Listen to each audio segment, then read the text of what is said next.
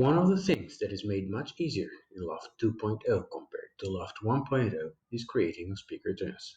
Creating a speaker turn can be done in a couple of different ways. Let's say that we hear the audio Sziasztok, és nagyon sok szeretettel köszöntök mindenkit.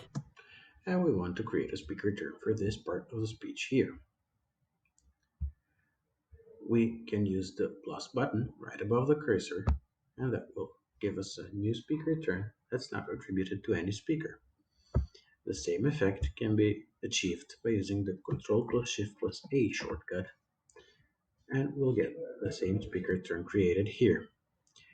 Once we attribute that speaker turn to speaker, and let's say that this is set by speaker 2, you can see the color of the speaker turn change.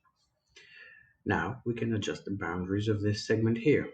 We can do this by clicking and dragging these two little circles at the end of each speaker turn that's selected, and we can do this, and we can do this. Once we've saved speaker turn, you can see that this is the entire speaker turn that we've created. Adjusting the speaker turn boundaries can be done also in the same way that we did it in Loft 1.0.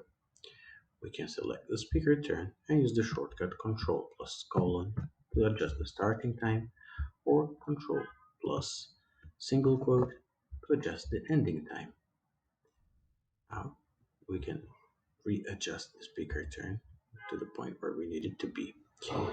One very useful feature in Loft 2.0 is the fact that the entire speaker turn can be moved back and forth in the tasks, so adjusting the entire speaker turn is made much easier.